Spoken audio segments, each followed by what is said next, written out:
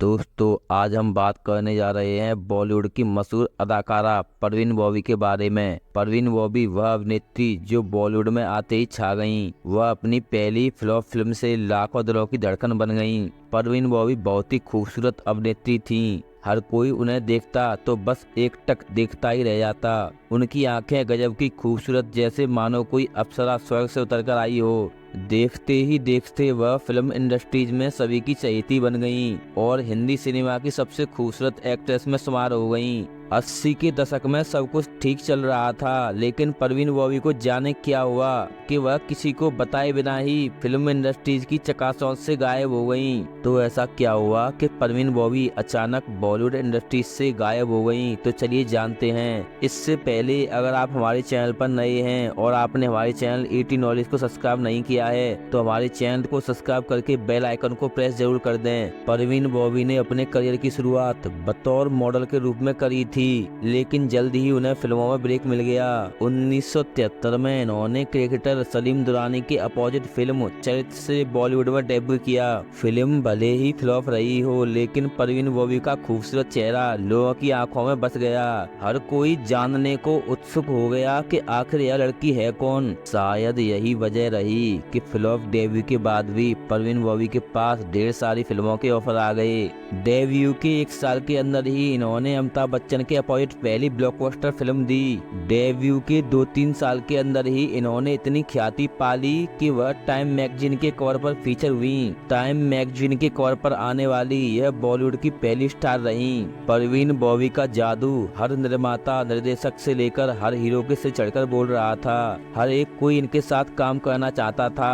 अमिताभ बच्चन के साथ परवीन की जोड़ी को इतना पसंद किया गया कि फिल्म मेकर भी लगभग हर फिल्म में दोनों की जोड़ी को रिपीट करने के सपने को देखते रहते थे।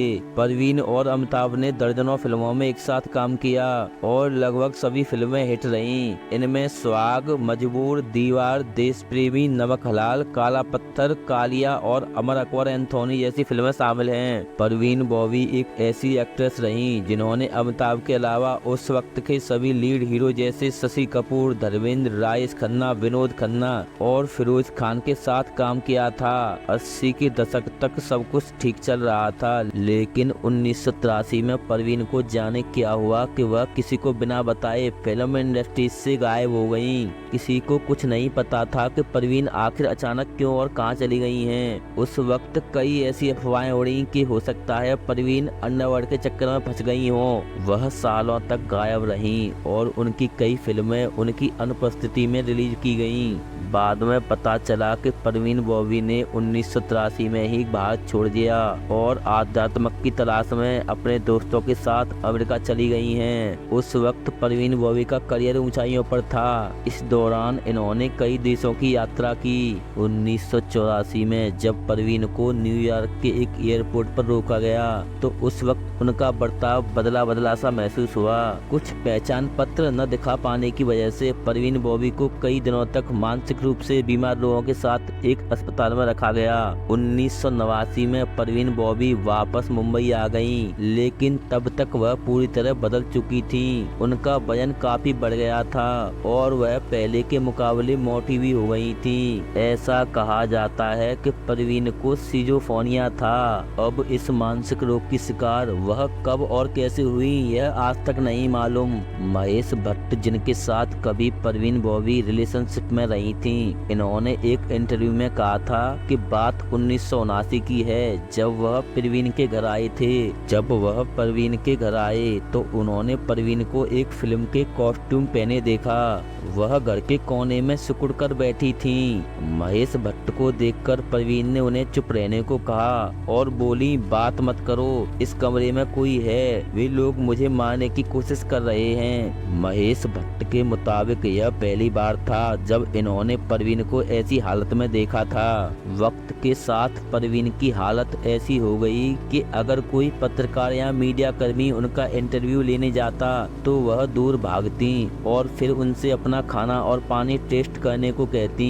परवीन के मन में यह शक बैठ गया था कि उन्हें कोई मारना चाहता है। इन्होंने किसी से भी मिलना जुलना बंद कर दिया और अपने घर में ही अकेली रहने लगी। परवीन बॉबी की जिंदगी में अब अकेलापन और भी बढ़ता जा रहा था। फिल्म इंडस्ट्री से भी इन्होंने दूरी बना ली, लेकिन 1973 से 1992 के बीच वह अखबारों से लेकर मैगजीन के लिए लिखती रहीं। मुंबई के अपने घर में वह अकेली रहती थीं। किसी का कोई आना जाना नहीं था। जो इनके अपने थे उन्होंने भी इनसे दूरी बना ली। शायद यही वजह थी कि जब 20 जनवरी 2005 को वह अपने फ्लैट में मृत मिली तो किसी को भी कुछ पता नहीं था। जिस सोसाइटी में परवीन बॉबी रहती थी, वहाँ के सिक्योरिटी गार्ड ने जब देखा कि परवीन ने 3 दिनों से घर के बाहर रखा दूध और अखबार नहीं लिया है, तो उसने पुलिस को खबर दी। परवीन बॉबी की मौत कैसे हुई पता नहीं, पर कहा जाता है कि परवीन को बाएं पैर पर गैंग्रीन हो गया,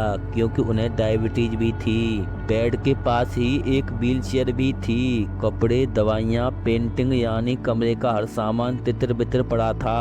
हो सकता है कि वह अपने आखिरी दिनों में चलने फिरने में असमर्थ रही हों और व्हीलचेयर की जरूरत पड़ी हो।